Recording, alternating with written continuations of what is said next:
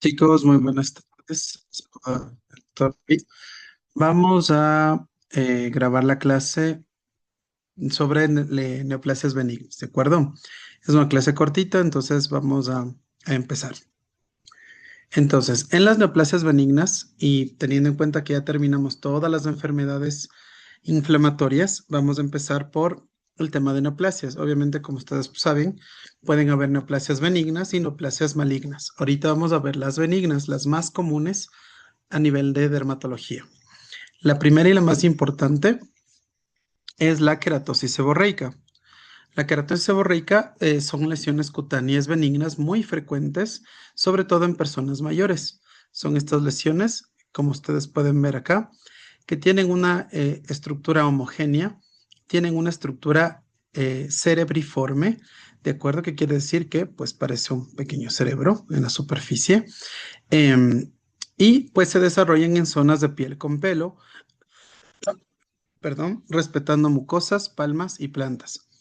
Pueden aparecer también, obviamente, en cabeza, cuello, extremidades y tronco, básicamente en zonas con pelo, ¿de acuerdo? Suelen ser fáciles de reconocer, aunque en ciertas ocasiones pueden obligar a realizar una biopsia. Casi nunca se realiza una biopsia de una queratosis, salvo de que tengamos muchísimas dudas. ¿Por qué? Porque la dermatoscopía a nosotros nos ayuda ahora un montón para diferenciar entre lesiones benignas y lesiones malignas como el melanoma. El melanoma no se ve para nada así. Cuando lleguemos a ver melanoma van a ver que es una estructura completamente diferente. ¿Qué es lo que yo veo acá? Una lesión homogénea, cerebriforme, hiperqueratósica, si ustedes le topan, va a estar rugosa, que quiere decir que es una pápula epidérmica y que además la describen como untuosa, que quiere decir que tiene características grasientas. Eso no se siente o no se ve en todas las queratosis seborreicas, pero sí es algo importante a tomar en cuenta. Tienen una herencia autosómica dominante con penetrancia incompleta y aparente predisposición familiar. Son más frecuentes en las poblaciones caucásicas, pero pues se ven básicamente en todo tipo de poblaciones, independientemente de hombres y mujeres. No es habitual que aparezcan antes de la cuarta década de la vida. Eso también es importante. No son lesiones que se ven en personas jóvenes y normalmente las lesiones siguen apareciendo a lo largo de la vida del paciente, sobre todo relacionado con su exposición al sol. En su patogenia, pues aunque las queratosis seborreicas son habituales en las zonas cubiertas por ropa, se ha relacionado, pues como les comentaba, su desarrollo con la exposición solar. Es muy común ver a personas blancas con este tipo de lesiones, y ustedes los van a ver todo el tiempo en el hospital, con este tipo de lesiones hiperkeratósicas untuosas en cabeza, en cara, en orejas, en cuello, en dorso de manos, muy, muy común en zona de escote. Aunque las queratosis seborreicas tienen a menudo un aspecto clínico verrucoso, también muchas veces se confunden los pacientes con verrugas. A veces el mismo paciente dice, es que doctor, mire, me salió una verruguita acá y a la final es una queratosis. No se ha detectado una presencia habitual del virus del papiloma humano, excepto en lesiones de región genital, en donde sí podrían estar relacionadas. Por eso, una queratosis seborreica en zona genital muchas veces se le toma como una lesión por HPV. En la clínica, pues pueden ser solitarias o múltiples, pigmentadas y claramente bien delimitadas. Pueden ser máculas. Cuando son máculas, máculas como tal, no las llamamos queratosis seborreica, sino léntigos seniles o léntigos solares, que es básicamente lo mismo, simplemente que el léntigo senil o solar es plano completamente y la queratosis es ya una pápula. Pueden llegar a formar incluso grandes placas, así es, y normalmente son de color marrón claro. Pero como ustedes pueden ver aquí, son lesiones bien delimitadas, casi de un solo color, hiperqueratósicas. Ustedes ven, esto es queratósico. Al palpar va a ser, eh, mil disculpas, va a ser rugoso, untuoso, como a veces se los llama. Pueden ser únicas o múltiples.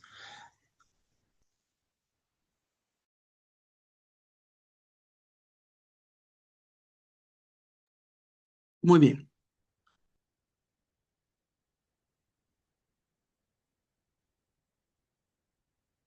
Ahora, los tapones queratóxicos es el aspecto y este aspecto de estar pegadas y o la descamación superficial son rasgos que los ayudan a distinguir las queratosis de alguna neoplasia.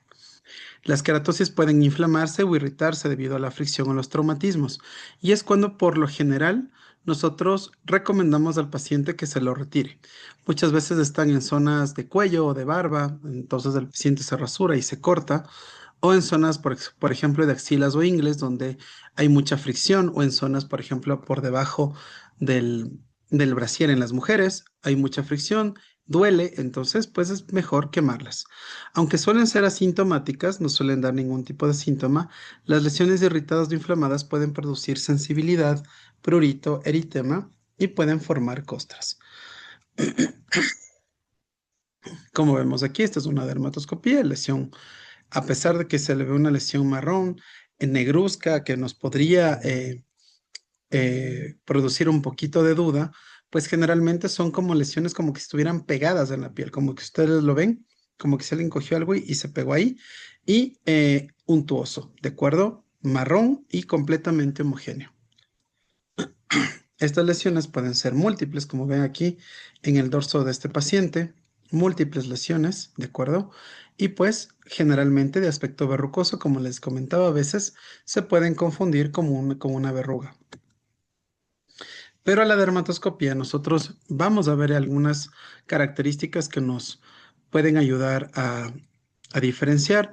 Por ejemplo, estos que se llaman tapones de queratina y estos que se llaman pseudoquistes de milio, que son descripciones dermatoscópicas que nos ayudan a nosotros como dermatólogos a estar muy seguros de que esto es una queratosis y pues que no es necesario hacer nada más. Ahora, sí es verdad que hay algo que se llama síndrome de Leser-Trelat, y este en cambio ya viene a ser un síndrome paraneoplásico. ¿Qué es un síndrome paraneoplásico? Es un tipo de síndrome que aparece eh, avisándonos que podría haber una neoplasia, no de esta lesión como tal, sino de otras zonas. En dermatología hay algunos síndromes paraneoplásicos. Este es uno de ellos y está relacionado, o cuando aparece el síndrome de Leser-Telat, está relacionado con la aparición de adenocarcinoma de estómago o de colon, carcinoma de mama o linfoma. Y se va a dar, o cómo se produce, o cómo se ve, por un aumento brusco, y esa es la característica más importante, brusco y muy llamativo, demasiadas queratosis seborreicas de un momento a otro, y de un gran tamaño. Y esto se puede ver antes, durante o incluso después de detectar esta neoplasia maligna. Cuando nosotros vemos un síndrome de Leser-Telat, aunque es bastante raro verlo, siempre hay que mandarlo al paciente a que se descarte un carcinoma, ¿sí? Sobre todo carcinoma de estómago o de colon. ¿Dónde se observa el Leser-Telat? En espalda, en extremidades, en cara y abdomen. Y pues se cree, porque no se sabe muy bien cómo se producen estos síndromes paraneoplásicos, que es una secreción neoplásica de un factor de crecimiento que induce a esta hiperplasia epitelial.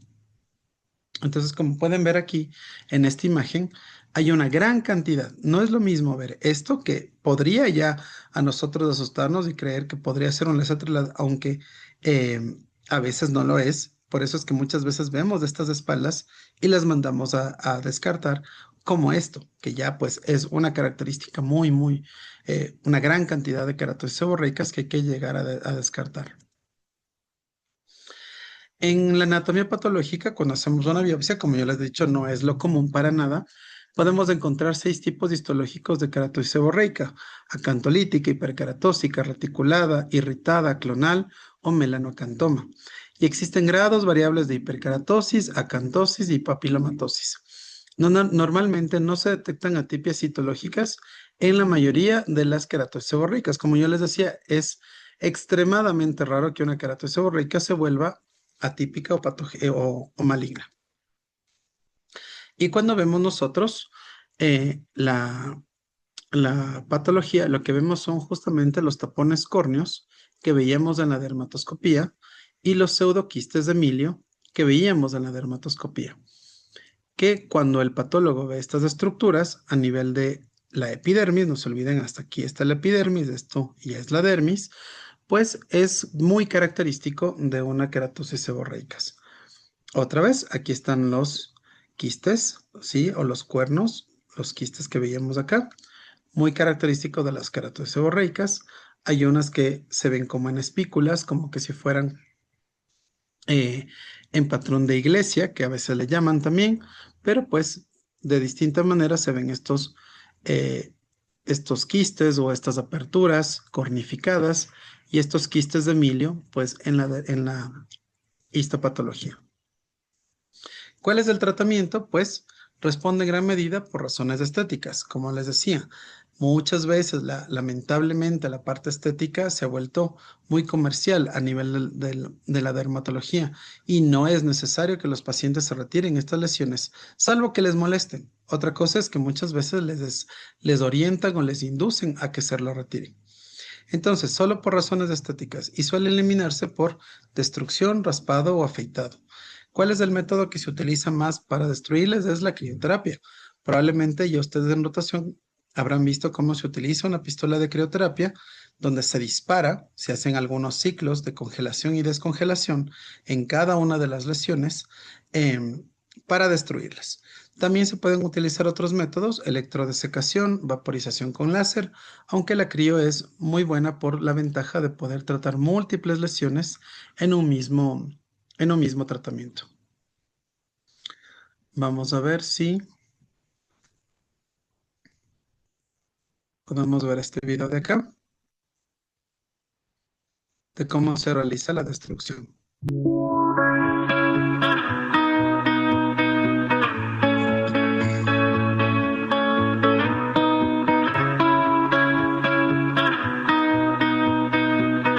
Esto es una destrucción por electrodesecación, como ven ahí, o electrocauterización, que es lo mismo. Entonces está literalmente quemando o pues anestesia y se corta. También se puede hacer. Es un procedimiento bastante sencillo, donde se eliminan las lesiones rápidamente.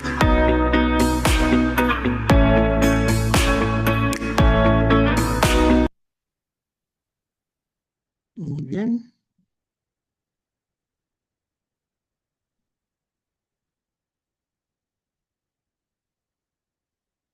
Y este es el otro, es de la...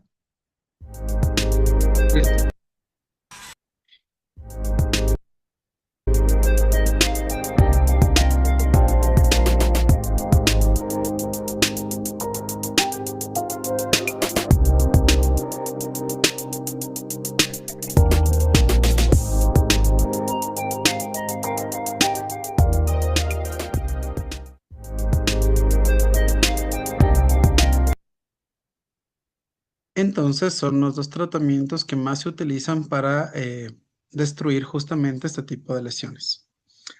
La siguiente neoplasia benigna que vamos a ver son los acrocordones. Los acrocordones son igual muy frecuentes y se manifiestan como pápulas pediculadas, y esa es la diferencia. Estos muchas personas les llaman tetillas, porque son lesiones que tienen un pequeño cuello que une a la piel. Entonces están colgando, ¿sí? Tienen un pequeño pie, vamos a decirlo así. Son pediculadas, entonces, y son blandas de color piel o ligeramente hiperpigmentadas. Y estas suelen aparecer en zonas de flexión, es decir, cuello, axilas o ingles. Generalmente son asintomáticas, no dan ninguna molestia, pero pueden hacerse dolorosos secundariamente a irritación o infarto. Son estas lesiones, probablemente igual ustedes habrán visto, tal vez en algún paciente o en algún familiar, sobre todo a nivel a nivel de las axilas, del cuello, ¿de acuerdo? Son muy comunes, obviamente igual, sobre todo en personas mayores, por encima de los 30, 40 años. Afectan igual a hombres y mujeres, cerca de un 50% de todos los individuos van a tener al menos un acrocordón y pueden ser igual un marcador. Es muy importante, cuando veo uno o dos acrocordones, no se piensa generalmente mal.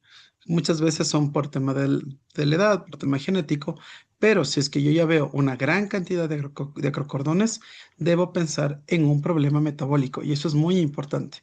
Ahí sí yo debo hacer un descarte, sobre todo de diabetes mellitus. ¿Qué veo en la patología? Pues histológicamente los acrocordones se ven como pólipos, ¿sí? Con un estroma de colágeno laxo y denso y con vasos sanguíneos y paredes finas. Lo mismo, casi nunca se manda a hacer una biopsia de un acrocordón porque clínicamente se los identifica muy rápidamente y pues, y si es que otra vez, si es que es completamente necesario, pues se los saca. Si no, no. Y el tratamiento es muy, muy sencillo. Generalmente lo que se hace es, se aplica un poco de anestesia local en cada uno y luego, una vez que ya está anestesiada la zona, con una tijera estéril se corta. Literalmente se corta por el piso. Pero si es que uno deja la base indemne, pues puede volver a crecer, por lo que generalmente se corta y luego se hace una electrofulguración en la base para que el acrocordón no vuelva a aparecer. Vamos a ver.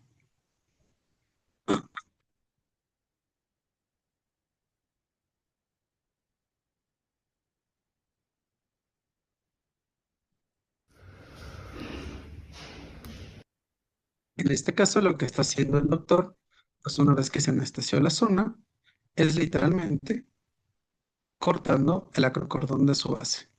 Se jala, se corta y se quema la base, como ustedes ven ahí, para que el acrocordón no vuelva a crecer. Y pues con eso se elimina muy rápidamente. Hay otras técnicas que también se pueden lograr y una de estas que se ha vuelto bastante común, vamos a decirlo así, es el uso del láser. Pero ¿cuál es la diferencia? Y esto yo necesito que ustedes lo analicen. En este caso, tenemos una agrupación bastante grande. En este caso, ya lo han anestesiado, porque si no, el doctor no podría jalar esto sin generar dolor, obviamente, en el paciente. Entonces, muy probablemente se anestesió esa zona. Y ahora lo que va a hacer es igual destruirlo. Pero en este caso, va a utilizar láser. El video. Este es un láser que se llama láser CO2, como ustedes pueden ver en la imagen. El láser CO2 en este caso nos va a servir eh, como destructor. ¿Y qué es lo que hace? Corta, es ablativo y aparte genera coagulación al mismo tiempo. Entonces, comienza a cortar y a cortar y a cortar según la energía que vaya a ir necesitando. Tiene ciertas ventajas en contraposición con el otro tratamiento. La verdad, y eso es una opinión completamente personal, muy poca. ¿Por qué? Porque si ustedes se dan cuenta, en el otro lado yo cortaba con la tijera y luego quemaba con el electro, pero el electro también puede cortar, no solo coagular. Entonces yo puedo hacer exactamente lo mismo con un electro que con un láser. ¿Cuál es la diferencia? En hacerlo con electro y láser, que con el láser le cobro más. Y eso, a mi criterio personal, no está bien, porque son procedimientos que bien se le puede ahorrar un poco de dinero al paciente, no necesariamente tener que hacerlo con un equipo tan sofisticado, algo que yo lo puedo hacer con algo mucho más sencillo y hago exactamente lo mismo.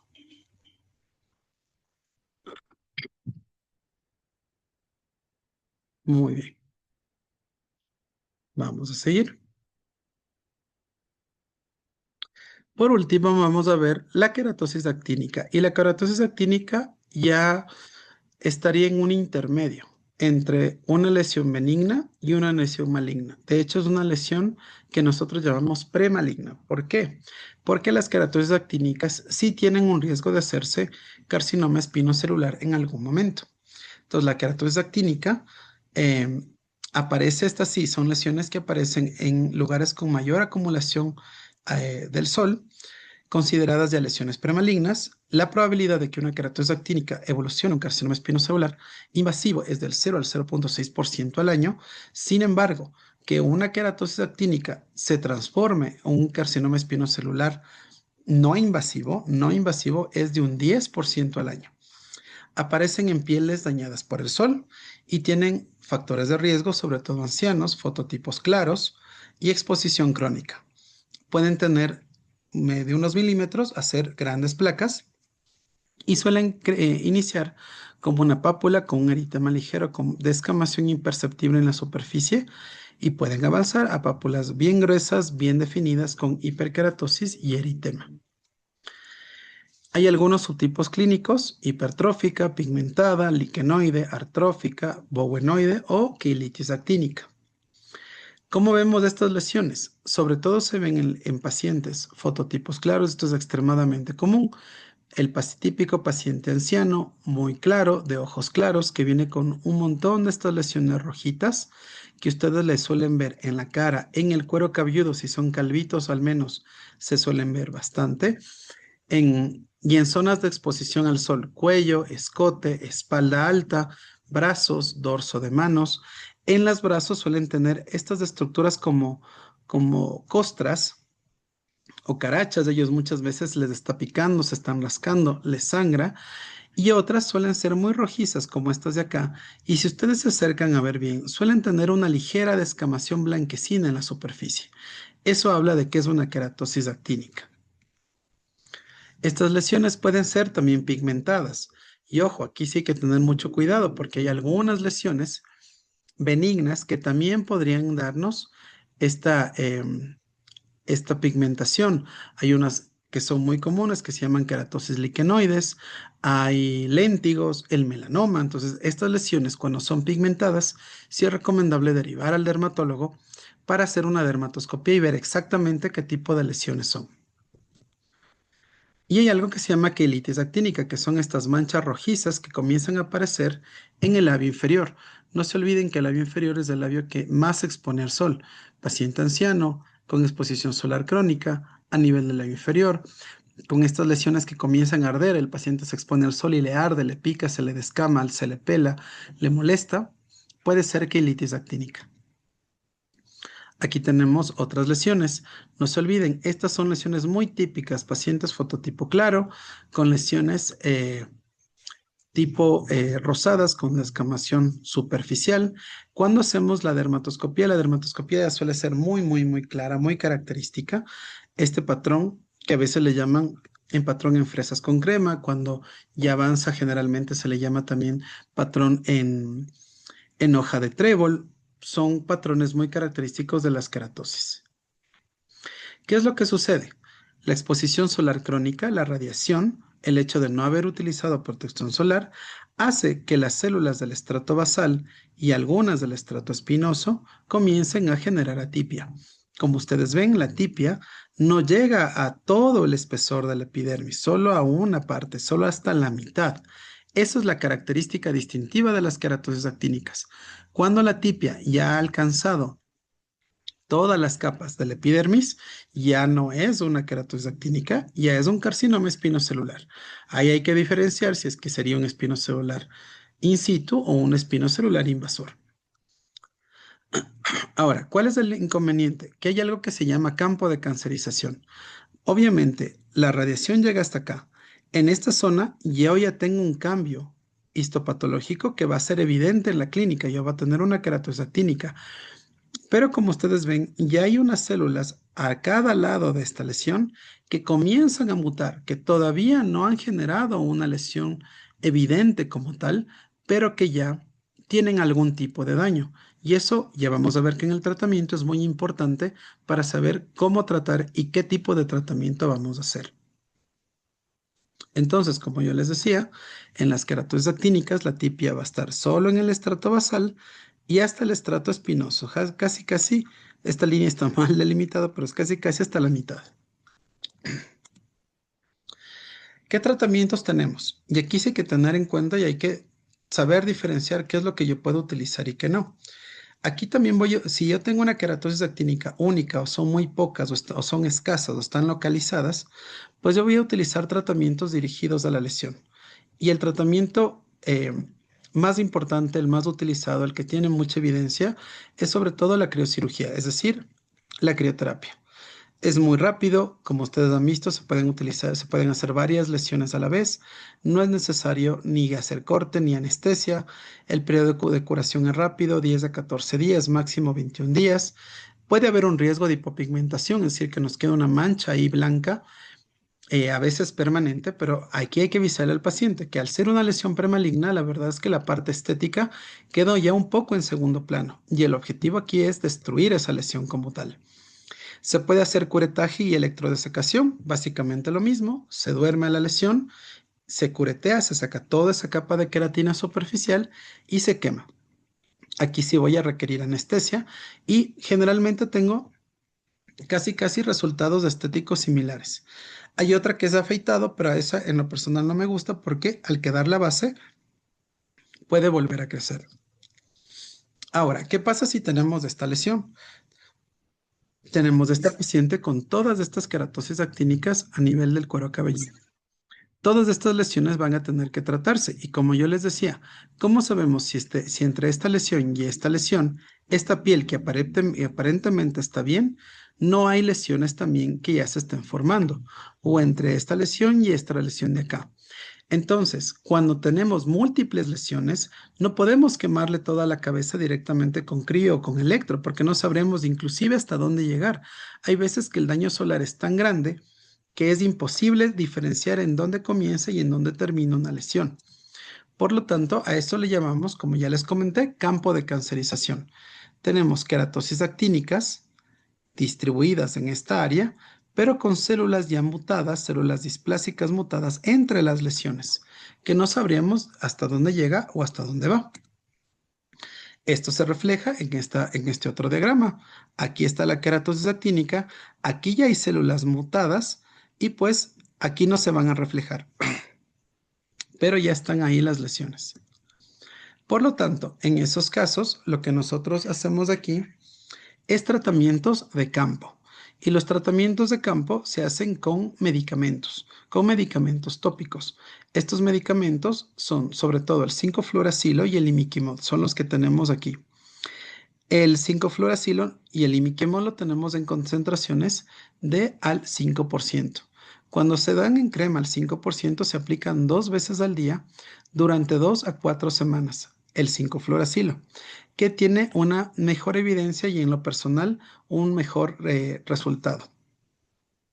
Ahora, eh, y bueno, y en cambio el imiquimod tenemos nosotros, al menos aquí en el país, en concentraciones de igual del 5%, donde se aplica 2 veces a la semana durante 16 semanas consecutivas. Miren que el 5-fluoracilo se aplica 2 veces al día, el imiquimod 2 veces a la semana. Obviamente el que va a tener un resultado más rápido es el 5-fluoracilo. Generalmente el 5-fluoracilo ahora se han hecho algunos esquemas. Generalmente se da de lunes a viernes 2 veces al día y se descansa sábado y domingo. ¿Por qué? Porque hay mucha quemazón. Y el problema aquí es que probablemente al paciente no se le explica que va a tener quemazón significativa y eritema erosivo significativo. Siempre. Y eso no se puede evitar lastimosamente porque estos son medicamentos que literalmente van a ir a quemar esa piel, van a ir a destruir esa piel, van a ir a recambiar esa piel. A veces les dicen que al paciente va a tener algo de descamación, algo de molestia y luego el paciente se ve literalmente quemado la cara y viene obviamente a reclamar con razón porque no le explicaron exactamente qué va a pasar. Y hay que alertarle al paciente si hay fotosensibilidad intensa, em, que la inflamación va a ser significativa mientras más tiempo se mantenga el tratamiento, que la cicatrización puede producirse en menos de 2 semanas después de terminar el tratamiento y va a ser mejor el 5-fluoracilo, sobre todo en zonas pilosas, pero pues los dos suelen tener em, resultados similares. El imiquimod puede generarles síntomas pseudogripales, eso también se lo debe comentar. Y miren lo que sucede. Antes del tratamiento, yo le mando al paciente, o hay que mandarle, esto es muy importante, igual, la red de apoyo del paciente, si fuera posible, un familiar, alguien que va con el paciente para explicarle cómo tiene que ponerse. En realidad hay que aplicarle sobre la lesión y 1 a 2 milímetros alrededor. Miren que en esta cabeza es imposible diferenciar el 1 o 2 milímetros, por lo tanto hay que prácticamente hacerle poner en toda la cabeza y miren la quemazón. Obviamente el paciente se va a molestar, le va a arder, le va a picar y uno muchas veces incluso les enseña estas fotografías para que el paciente esté completamente consciente de lo que sucede. Pero miren esta gran diferencia. Miren cómo es antes del tratamiento y 6 semanas después. Libre de queratosis actínicas, con buenos resultados estéticos, con mucha mejoría. Inclusive muchas veces ya los pacientes que han presentado estos tratamientos, muchas veces ya saben a lo que van y como saben que son muy efectivos, pues se aguantan hasta la recuperación. Este video ya no funcionaba, eso sí recuerdo. Y bueno, chicos, esa ha sido la clase de hoy. Vamos a dejar aquí, hasta aquí la grabación. Muchas gracias por ver el video.